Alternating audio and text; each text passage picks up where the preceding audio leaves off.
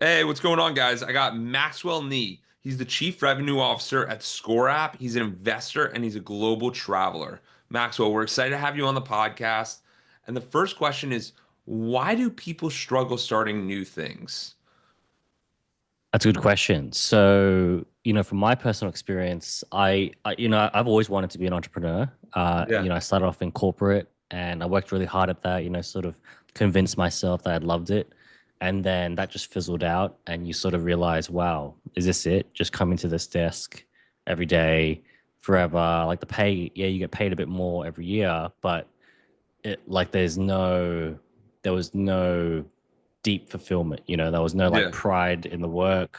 There was no like enjoyment.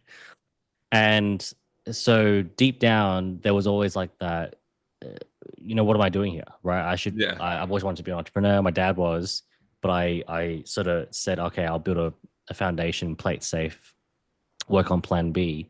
And then Yeah. one day I realized, holy crap, like I put 5 years into plan B. Well, why, what happened to plan A? Yeah. And yeah, it's fear. It's also, I think, a lack of guidance and direction. Yeah. I think that like my dad, because my dad was an entrepreneur, he was always very like scarcity mindset because he wasn't a very good entrepreneur. So he always said, "I'll get into a good job and stay there."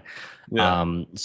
I had to really fight against the tide of like a support structure that maybe another entrepreneur might have where they've got a partner or parents that are really supportive saying yeah, go for it, you got nothing to lose, that didn't have that support, optimism, Yeah. blue sky, They were very um much like, zest of oh my yeah, God, you got a job. Maxwell, stay as long as you can.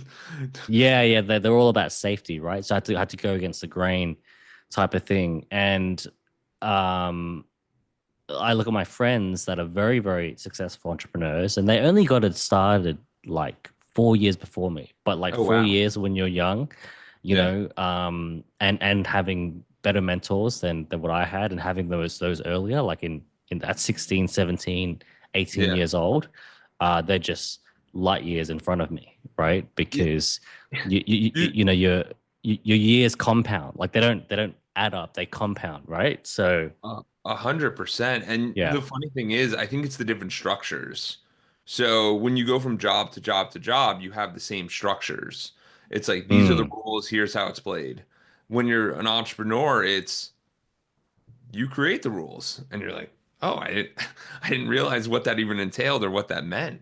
Mm. Which is what throws a lot of people off because they're used to, hey, I'm used to being told something and I do it, like school for so long, or even in college. Yeah, Like, school, yeah. in school. And that's also why I knew I wanted to be an entrepreneur because I was just so bad at school. I just hated it. Like I was just that asshole kid that would just question everything and say, why are we doing this assignment? And then they say, oh, because, it teaches you complex thinking and this and that. I'm like, no, but you've given me like a fictitious imaginatory thing to do, and I don't see the point in that. Like, why would I Yeah. not just do the real practical thing instead of? And I just didn't like it, and just found reasons to support why I didn't like it. And I think ultimately, I wasn't the only kid that doesn't like school, and isn't Yeah. that so funny? Because every kid loves learning, but pretty much every kid hates school. So what's broken, right? Yeah. And school's designed to put you in a box, and then you have to do a personal development, hire guys like Jordan to get you back Yeah. out of the box, right? 100%. Because it's super Yeah. fascinating when you start looking at the different structures. And even the amount of people I know who are like, yeah, I wanted to get into this, or I want to go work for this person. But they're like, I have to Mm. get a master's degree or or a doctorate. And it's like, why don't you go work for that person, see if you even like it, instead of wasting all the years of time? Because I feel like Mm. there's a way to expedite time. And I think you're very good at that, Maxwell. So how have you been able to do that? Yeah, so unintentionally quoting David Goggins, I actually unintentionally burnt the boats. So Okay. I totally burnt out. Um, I was just like, wow, I just can't walk into this place anymore. I need a break mentally, spiritually, emotionally. So usually when people quit to give like this thing called entrepreneurship, like a Hail Mary throw, and they've got no idea what they're doing. They've got, they just sold a car, they just sold a house, and they got 50, 100, 200K in the bank account to tie them over. I didn't Yeah. have any of that. I just had a credit card, a few credit cards that I managed to get. And I was like, I need to get out. I need to change my environment. So I moved overseas to Where were you Canada. originally? Where were you I'm from originally? I'm from Australia. Yes, I'm from Okay. Brisbane. So I moved to Canada, and then still didn't know what I wanted to do, and I was still a bit scared to go all in on this whole entrepreneurship thing because I had no idea how to make money, and I needed to make money. So I worked at like Lululemon part time for like a holiday season for a Christmas period, and Yeah. then I tried another job, which was like a startup job where there was like free food and bean bags and people walking around barefoot and fake grass and coffee. And then I thought this will make me happy because I was in Yeah. suits and corporate Yeah. tie and leather shoes, for 5 years. And then I realized, wow, that's not it, So I Yeah. really have to go all in. I got nowhere else to go. I cornered myself into having to go all in, with no savings, just a bunch of credit cards. So that I just pretty much bought the first um, digital marketing course that I could find and learned Facebook ads, email marketing, Yeah. and how to acquire clients online, book calls, how to build a funnel, sales funnel, and then started doing that for people. And then I worked my ass off, totally petrified of like not making any Yeah. money. But then deep down, you sort of know I could always just go back to Australia and just start the job again. Like so. There's Yeah. really no, it feels like you're jumping out of a plane, right? But you're not because you could just land the plane. You could just go back and land the plane, right? And then I uh worked my ass off and got my first client in 5 weeks. And I thought, Oh, wow, fantastic. this whole high ticket, you know, client consulting gig, coaching consulting gig, service industry where you get paid up front, do a Yeah. service. It's real. And I just got to duplicate this over and over and over again. So then, the world just opened up. It's like bang, like the world is mine type of thing. Well, getting that first client is the validator because going as we've talked about in the pre-call, going 0 to 1, like just getting the first client is like the Yeah. scariest thing. And then once you get the first client, you're like, okay, I've done it before. There's someone in this Yeah. planet of 8 billion people that likes me and wants to work with me. And then you start to Mm. realize, how do I get more and more and more of these to build better opportunities for yourself? Yeah. And um, when I got that first client, uh, I think a lot of people they get sucked into thinking, oh, what if I'm not qualified? What if I can't help them or this or that? Yeah. Um, which I totally wasn't qualified. I didn't know if I could help them, but like you just gotta pop that cherry, you just gotta sort of crack the ice open Yeah. and and um and jump in the deep end and and sort of struggle, but then you get there at the end. And that first 100K per year is the worst. Like it's impossible. Like Yeah. it's almost like um trying to like first 100K is a bit like when you're trying to get from white belt to like red belt just before black, Yeah. and like and you're totally new at this thing and you're getting your ass kicked and you're learning everything new and all your muscles are sore. It's like that. It's like that first sort of 3 months in the gym. Um, Absolutely. yeah. Absolutely. Because when you really think about it, you're sitting there going through this very challenging time. And it's only challenging because it's new and you don't have a basis on what you know is right or what you know is wrong. So you're constantly going through everything and you're making all the mistakes. But that's the journey. Because I feel like, and let me know how you feel after those 5 years in Australia versus the 1 year doing Canada and entrepreneurship. Did you see more growth in that 1 year versus those 5 years combined? Yeah, I saw more growth in like the first 5 weeks. Because when you're working, like you got to remember the job system is designed, so it goes like this. You're born, then you go to school, then you go to higher education, then you go into a job, right? Yeah. And that system was designed 200 years ago during the Industrial Revolution when the world needed realized that it needed like factory workers. So Yes. it's designed to make robots, right? And uh, when you're doing the robot job, uh, you're designed not to grow. It's designed to be very hard for you to grow, and it's designed to be very hard for you to get out. And Robert Kiyosaki calls it the rat race Yeah. because it is a rat race, right? So, um, like right now, I grow and evolve myself. I'd say like every 6 months, ever since I've Yes. been, because as an entrepreneur, like if you want to stay at like $1 million a year, then you could do that and you can stop Yeah. growing and then you can make your role as an entrepreneur basically a job. Like you fit yourself in your own little job box. Yeah. But then if you want to get to two, then Yeah. you gotta, Do something different. rip the muscle open, rebuild it, and then get to the next, to rebuild yourself to the next level. Yeah, I love how you're pushing and connecting everything to like working out because it's so true. Like each Yeah. time we go there, it's you get scared and you're scared, and then you kind of push through and you open up a lot of these opportunities for yourself. And when you leave space for, I don't even know what's going to happen next, but I know something's going to happen. Like Mm. the biggest thing for me is, and I feel like this is very interesting for you. Did you even know the Canada like tax rules or any of that? Like you move over No, there, you're trying no, to make money, didn't you're know. like, do I make No, I money? didn't. Yeah, it's No, completely so I different. picked, you know, everything I did was non-strategic, obviously, Yeah. like having no savings, going. The only thing that was strategic was when I moved to Canada, I picked somewhere that's because I'd never seen snow before. So I wanted to pick somewhere where I could see snow and it's cold. And I thought, North America, like the land of opportunity, right? Of And then I course. also thought, English, they speak English there compared to going to like France.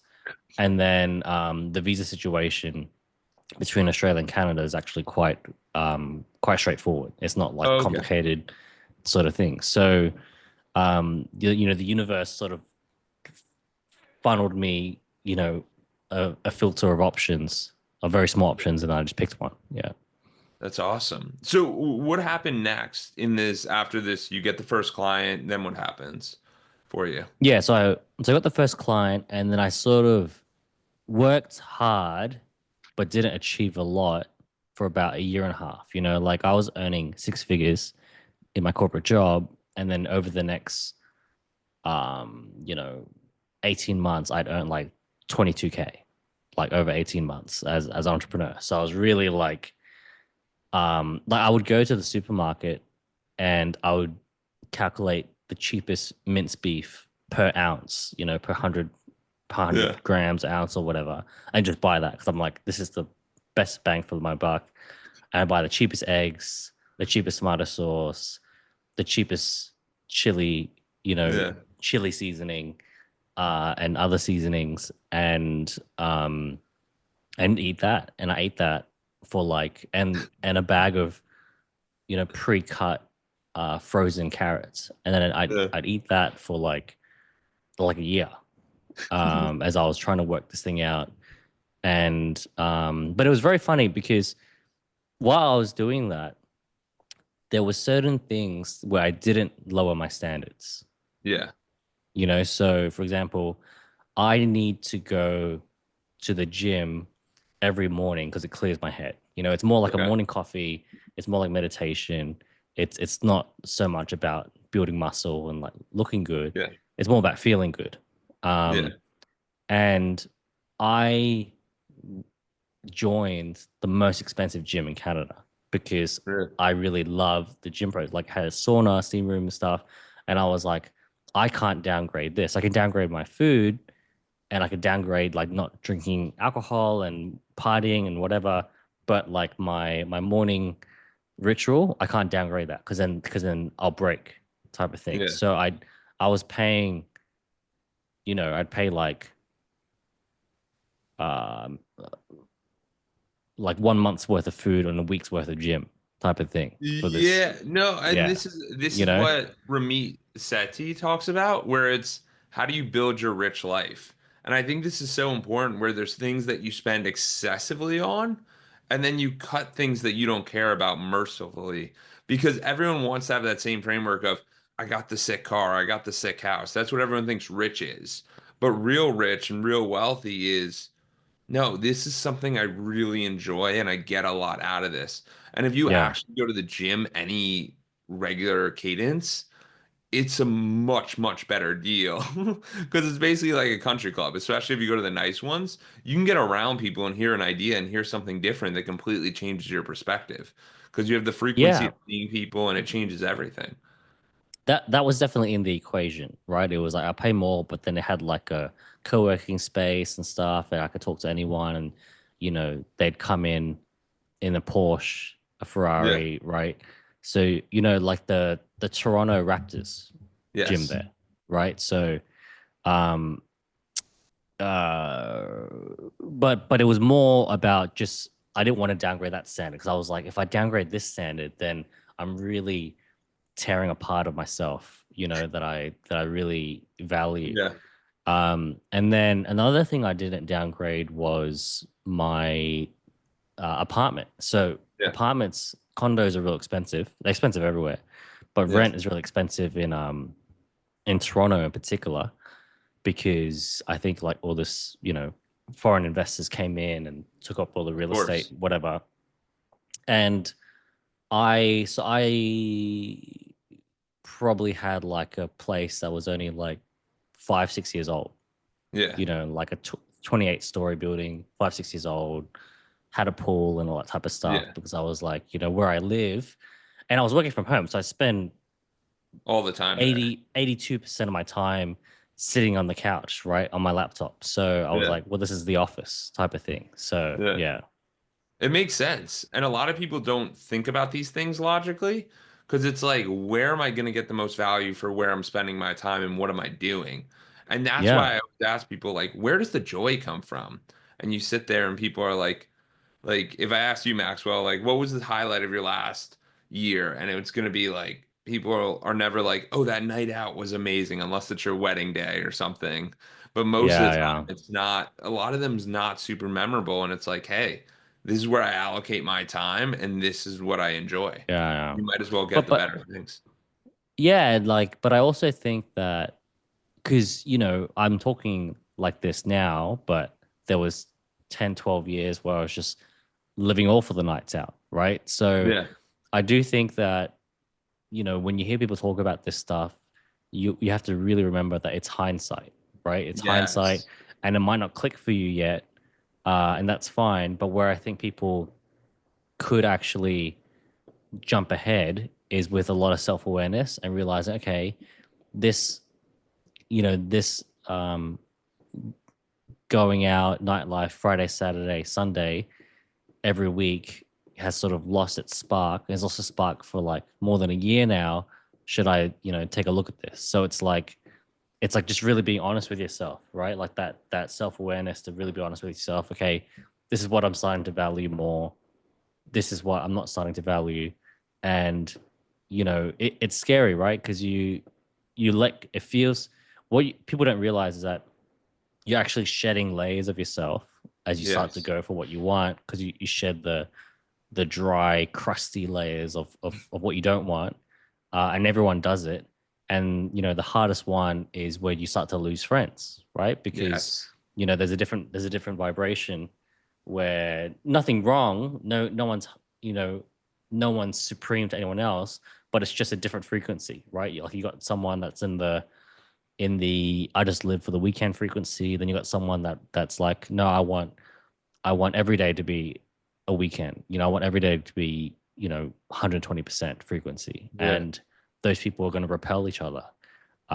So I've almost had like layers of cleansing of friends like every few Yeah. years, and I probably had the biggest one last year that I knew that they were going to drop off, but they were Yeah. really good friends. We were friends for such a long time and stuff. I didn't want it to happen, but then they, we had like a falling out, um, and then they dropped off, and then I was like, that was just always going to happen, and Yeah. I can't turn back now, right? Like I'm not prepared to. Yeah. It's super important to realize that. And that's actually why I started the men's group because it was more for me. And it was this realizing that, hey, like there's things I prioritize and there's things that I don't. And if I start allocating time here, then I'm going to, Mm, one, it forces you if you're teaching people and even the podcast, it's like I do it to get insights from other people to learn, you know what I mean? And then share with the audience. But in a selfish way, it's really me sitting there going, like, I want to learn mm, because there's so many challenges we all face. And I think one of the biggest things that helped me realize and get in control of all the drinking and everything was in 2020 when COVID hit, I started traveling around the US. And it was with it wasn't even my girlfriend at the time. We ended up dating and now we're married. But we traveled around for 8 months and we literally, the first place we went, we bought a 12 pack of beer just because we're like, oh, we're gonna drink. That 12 pack was never drank. And we're like, oh, wow, that's awesome. we we don't really like drinking. So then and then every place we lived, it was like a few miles away. So I would drive the car and I'm like, if I'm gonna drive, like I might have a drink, but I'm not gonna drink anymore. So there was literally an 8 month period where I didn't really drink, and I was like, Mm, oh, maybe I don't need to do this. Maybe this mm. isn't the friendship way. Not saying I don't do it from time to time, but it was just a big awareness for me, and it was Yeah, a yeah, change of environment like you're talking about. yeah, yeah, yeah. So Cool. for you, so 18 months struggling, how'd you get over that hump and not like go back to Australia? Because that can be very demeaning to someone's mental where it's like, hey, I'm doing so well. I identify as a six-figure earner, and now I'm just trying to get by. Yeah, I think, even though I was not earning any money, I wasn't internalizing that. It was just like where I was at. And to be honest, I realized all those same things. Like, yeah, going out, buying nice things, buying nice clothes or whatever.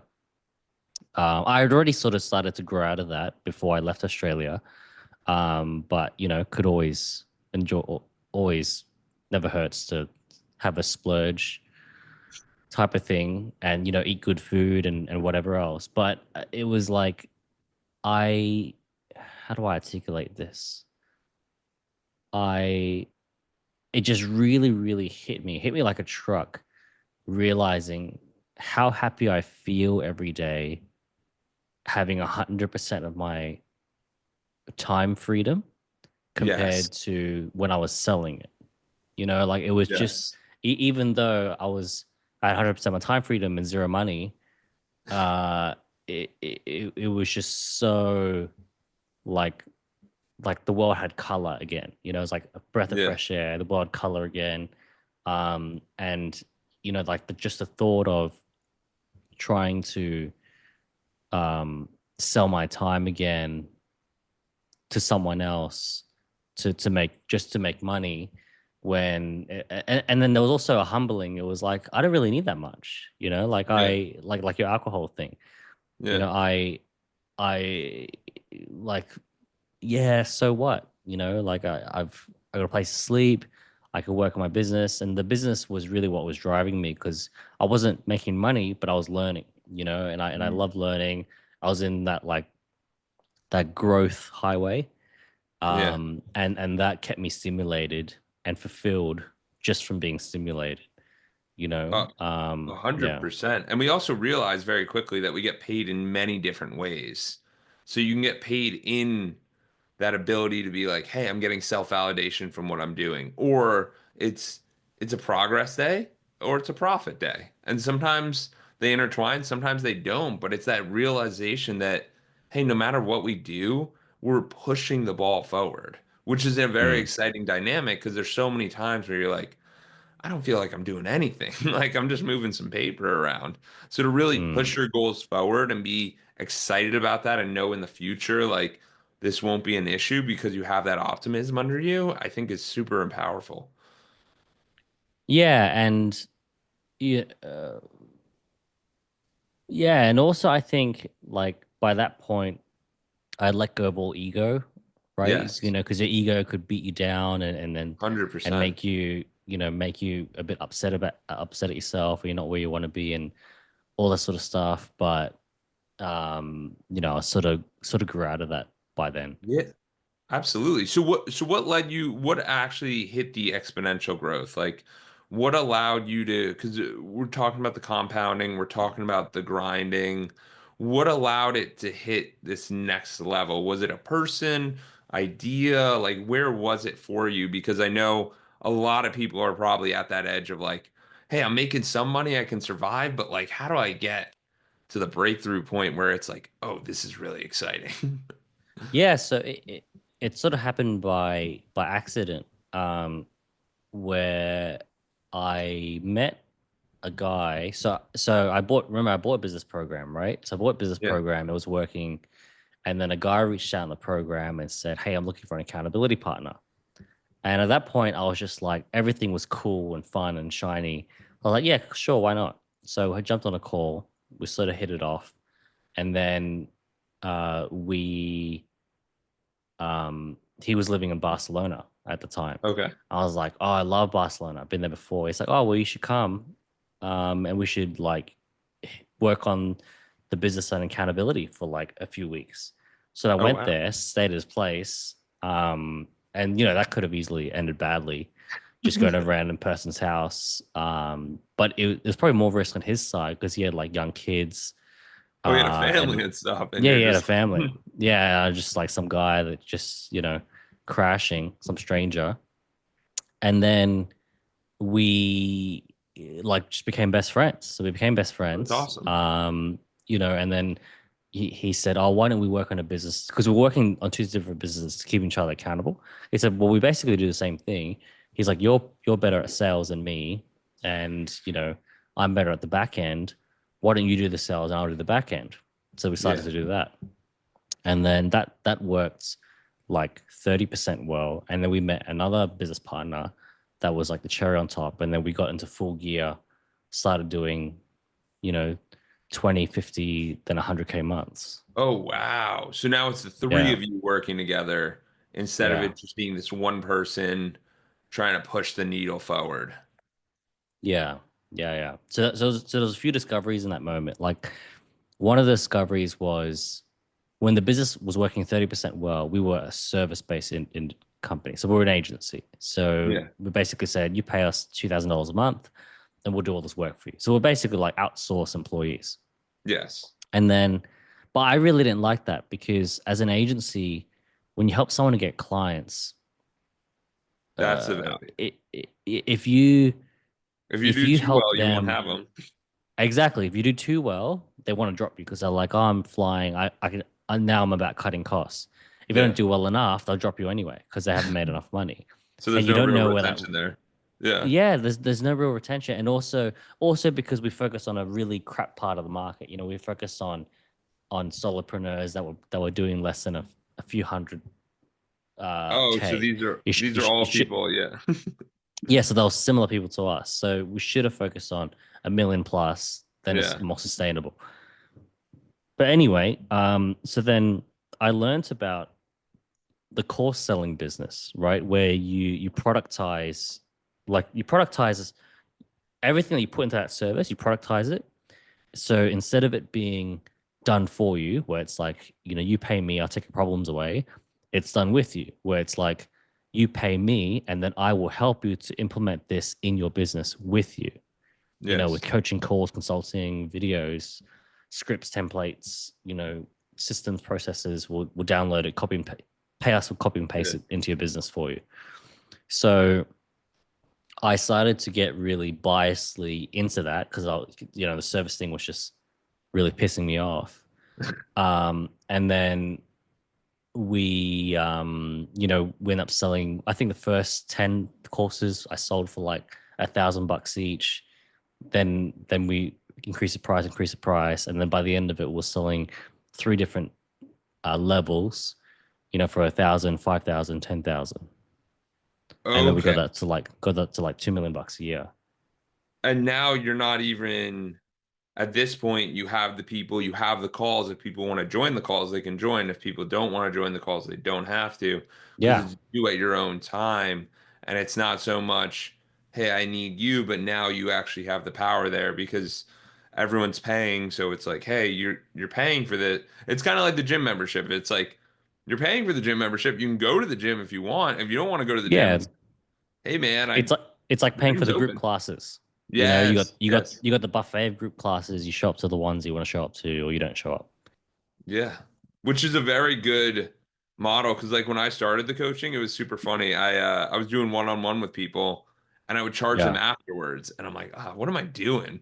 And then you start getting them on a monthly charge. And then Mm, you have the monthly charge and you just text them and you're like, hey, here's the call. Like, you know when the calls are. Show up if you want. mm. If you don't show up, all good. The ones who will show up will get more value. Absolutely. But at least you're getting paid on whatever it is you're trying to do, which is what I Yeah. realized was a better framework. So where were you doing the courses? Like where were you selling them and where were you getting the leads and how did that all work? Yeah. So we found that LinkedIn worked really well for us. Yeah. So we, we're making content, sending some direct messages, and we're running LinkedIn ads by the end of it. And yeah, it was really, really, just worked really well for us and our niche. Um,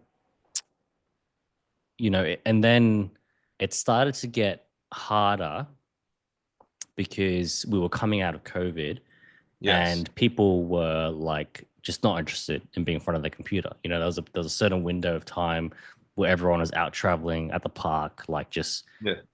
not interested in doing 3 hours of coaching calls in front of a screen as much. And you could see it in the ad costs. For example, our cost per lead during COVID was like $10 a lead, and then it Okay. went up to like 50. Oh wow. Like exactly the same work, same offer, same right. So Yeah. that just really broke. And then I, uh, so then at that point, my business partners and I, there's three of us, we all wrote down on a piece of paper, what do we want? So this is when I learned a lot about alignment. Alignment is everything. With Yeah. alignment, you could trip over and fall and accidentally build an amazing business. Yeah. Without alignment, you could have the best people. It's like when you have all the best NBA stars in the same team, but they just can't win a championship. That's like Yeah. misalignment. But then you Yeah. have, you know, scrappy people together, totally aligned, and then they win all the championships, right?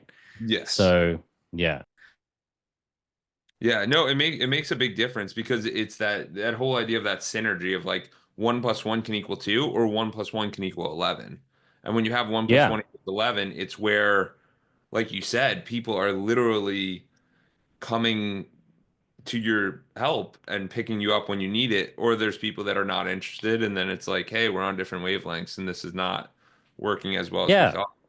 Just like in dating, Yeah, like what do you want? I want to get married. I don't want to get married. Well, that's gonna fall apart, right? It doesn't matter how much you're into each 100%. other. So, so there's three of us. We all wrote down on a piece of paper. What do we want?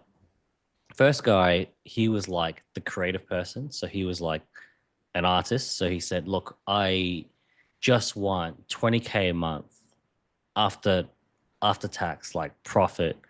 But I want to be able to take as much time off as I want because he was an artist and he was a creative, he couldn't schedule creative time.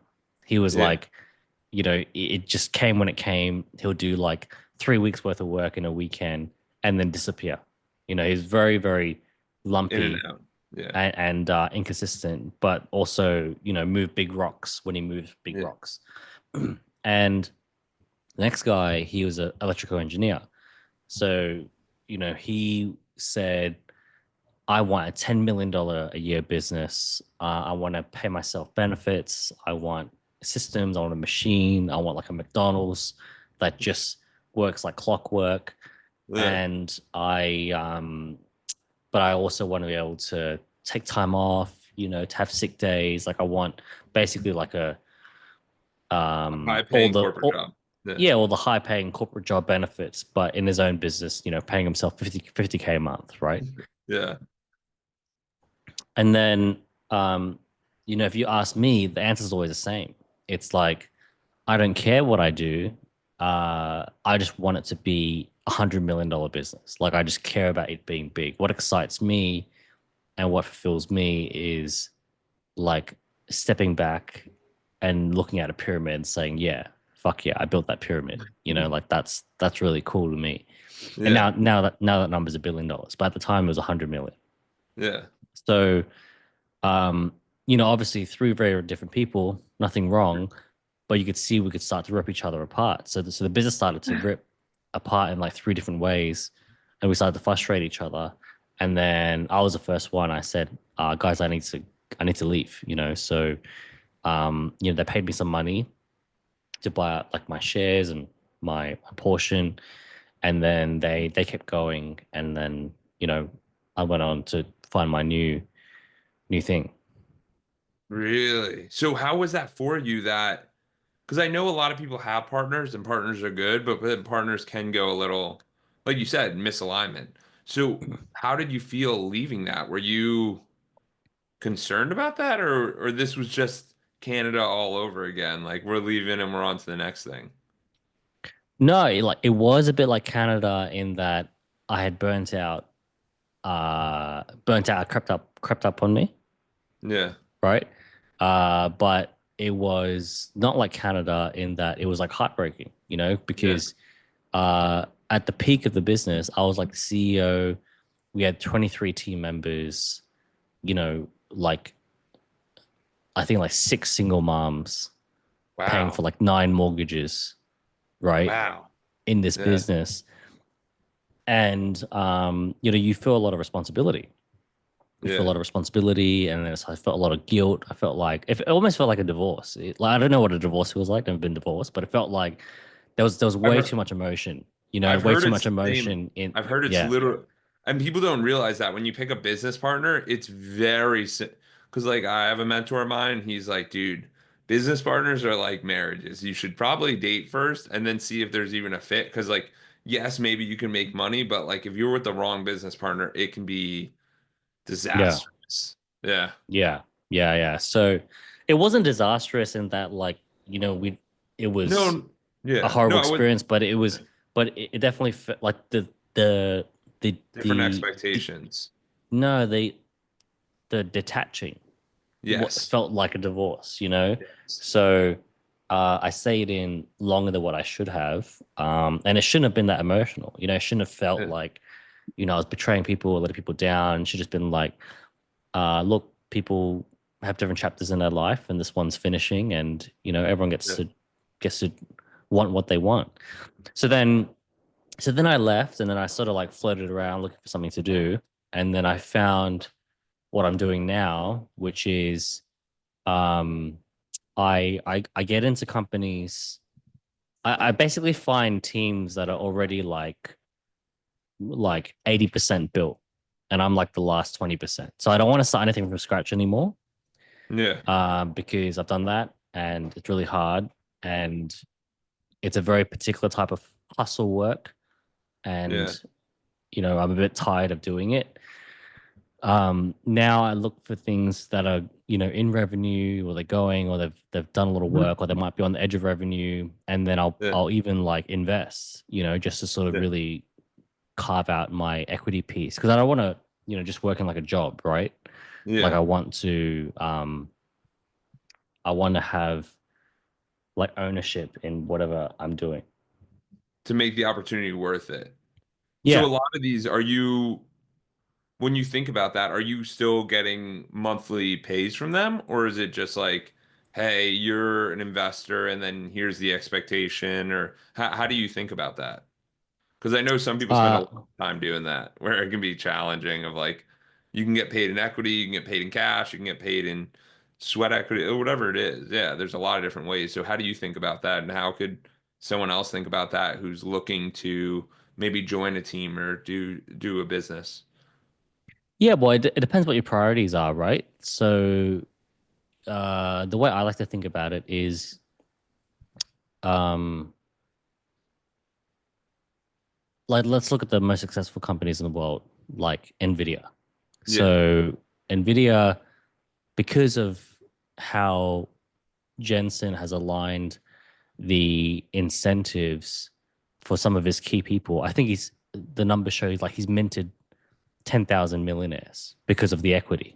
You know what I Yes. mean? Like they don't get paid $1 million a year, but he's given the people that he thinks that should have ownership some ownership, and it might be a small number, might be a bigger number, Yeah. but it's a number, right? So Yeah. the equity piece is not really there for money; it's there for ownership. It's there Yeah. for ownership. It's there for like pride. It's there for um, like a deep connection to the work and doing a good job and doing Yeah. good work, right? And then yeah, the income, and it's also there for the payday, right? Like every business Yeah. you want to be able to be bought by So, someone mhm, else, and yeah. you get an outsized return. And then the monthly number, yeah, that needs to make sense as well. It needs to make Yeah. sense first of all for the business, like just because I think I'm really special doesn't mean that I should be overpaid, right? Then it And and, doesn't, and, 'cause then and, it and- deters and- from the team. yeah, Because if well, you're getting overpaid, then you can't bring as good a teams. Like in the NBA, I don't know if you track it because I know you're in Singapore, but like Luca, he's like one of the best players, and they put him on the yeah, Lakers because the Mavs are like, we can't pay him a max contract because if we pay him a max contract, we won't have any money for anybody else, which becomes a yeah, very challenging situation. exactly, right. Just like salary caps. So Yeah, you don't want to burden the team, and it's yeah, so you got to really find that balance, and also what you get paid has to be what you would pay anyone else. Like no one should yeah. be favorited, right? Just because you know They're more your, involved or your best whatever. your best friends or whatever. It's got to be market. There has to be a market evaluation, assigned to the number. So, um, I've got like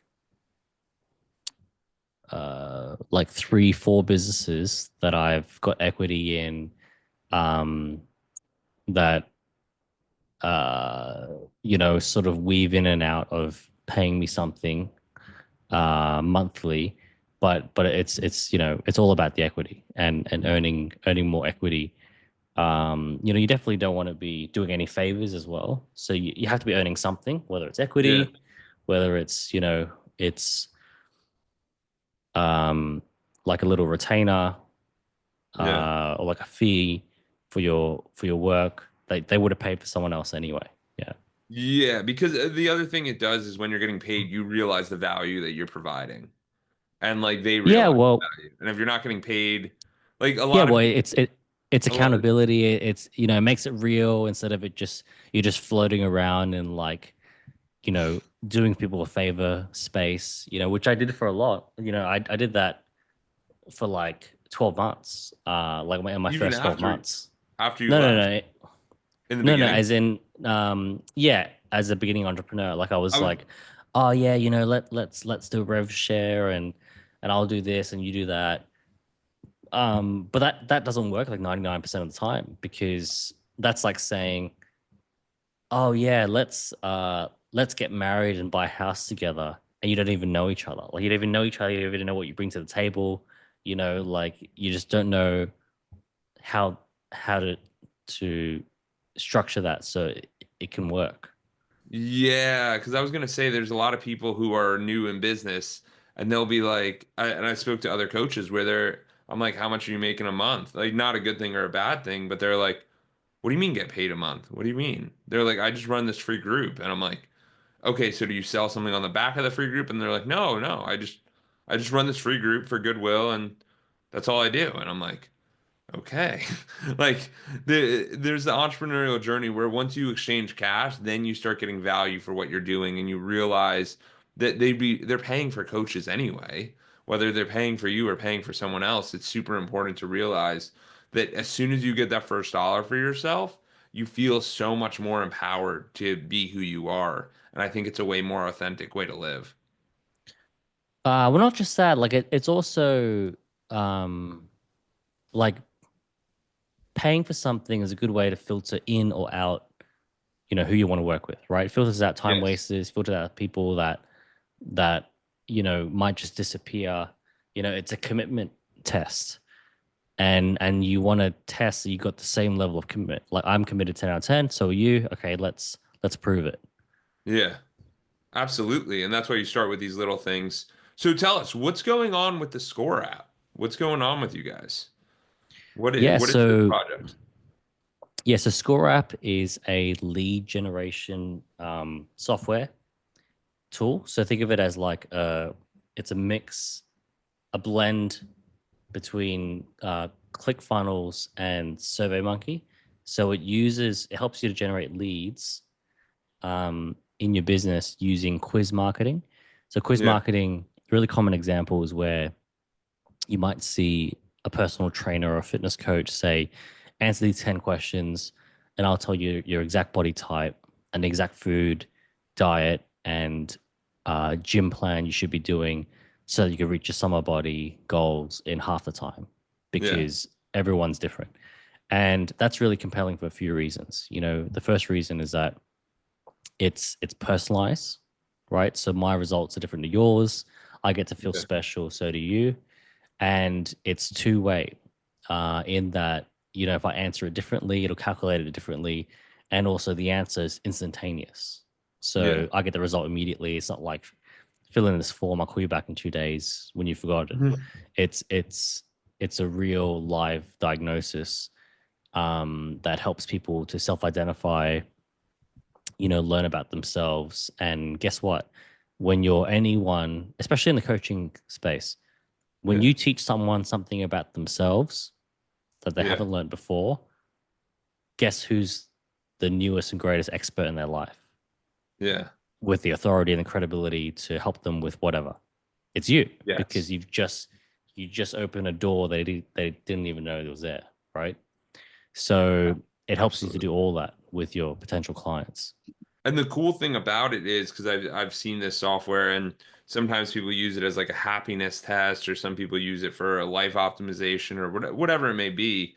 You get to learn about yourself, but as the customer, you learn about yourself, and then as the business owner, you don't have to uh be there for them. Like the test is already created, so they can take these Yeah. tests on demand whenever you're there. So it's a very scalable model. And then they have to put in their email to get the lead. So now you're getting free leads, quote unquote. I mean, you're driving people to it, but it's in connection to it all, which I think is really cool. Yeah, it's a it's a high piece of value that they can do in their own time, and it's pretty close equivalent to a 15-minute one-on-one call, the Yeah. the type of stuff that they could learn. So imagine scaling your one-to-one time, right? Yeah. Instead of jumping on those one-on-one calls And over and it's over and over and over again. honestly, it might be even a little deeper because it actually forces them to listen to the questions and not have them speak the entire time, where they could take the conversation in any direction. So, because there's a Yeah, lot of one-on-one calls you do, and then you have an objective for it, and then it ends up going in a different direction because you're like, I didn't feel like the rapport was there. But when it's a test, there's no yeah. like, hey, are you happy with your life? Yes, no. There's no deep response on that. It's just like yes or no. You know what I mean? And you start to understand it a lot better, which is kind of a cool way to scale that one-to-one, which I think is pretty cool. Yeah, exactly. Absolutely. Maxwell, the last thing I want to get to is for you, you lived in a lot of different areas. Why do you travel? Why do you think about living in different areas? And why is it important for people to travel? How's it helped you? Yeah, that's a good question. So I have always wanted to travel because I've always been aware that uh, you, if you live in the same place your whole life, you won't experience everything that life has to offer. Yes. Like you just won't experience life compared to someone who might spend summers in Croatia, White Christmas in London, and then back to whatever Chicago during the spring. Like you just won't, and you won't meet the same people.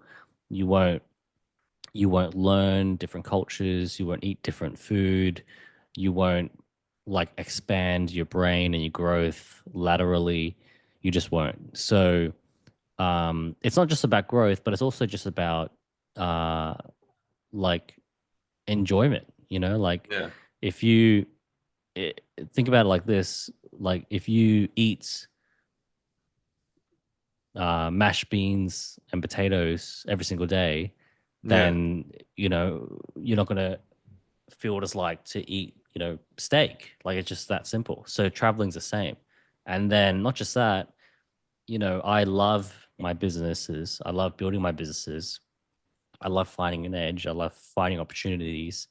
And if you live in the same place, you only find the same opportunities. So if you Yeah. don't mix up, that international culture into how you do business, then you will always just be in that one dimension. So, I want Yeah. to add in those extra dimensions into what I'm doing. Absolutely. Absolutely. Yeah, I've always found the travel, one of the biggest things for me is that, oh, the newness of like maybe meeting a new person, maybe having a new type of conversation, maybe doing a new thing. Like we traveled for 7 weeks last year, and it was funny. My wife, she's never brought laundry to a laundromat because she just grew up with the laundry machine. And I'm like, in Europe, they don't, there's not always a laundry machine in the place. So we had to like bring it to this laundromat. They do it for you. And she's like, that's pretty cool. And you start to learn these different things and the way, different ways people live, like, and it becomes very I think, like you said, progress equals growth and growth equals happiness. So if you're constantly growing, constantly learning new things and having these new experiences, you become much more holistic as an individual than if you're just staying in your, oh, I've learned how to really do well in my one little city. You know what I mean? I think it's really empowering. So I think that's awesome. Yeah, definitely. So Maxwell, where can people learn more about you? Where can they learn more about the Score app? Yeah, so Score app has a great website where you could just use the tool, for free. And then as you need more, you could just upgrade. So Score app, SCOREAPP.com. That's where you want to go. And then, if you want to find me, I'm addicted to LinkedIn. So Maxwell Nee, I'm the only one on there with that name. I'll see you on LinkedIn. Sounds good. Appreciate the time.